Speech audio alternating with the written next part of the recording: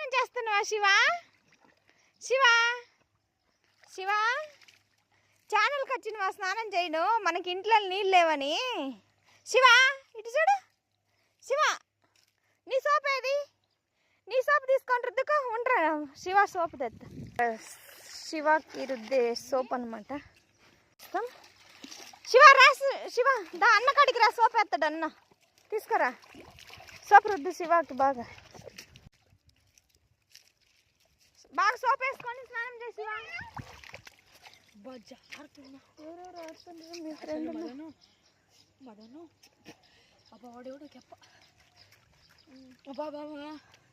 ఏమైంది? దాని సోపుని ఎందుకు వేసుకున్నావు? నేనేం వేసుకోలేను.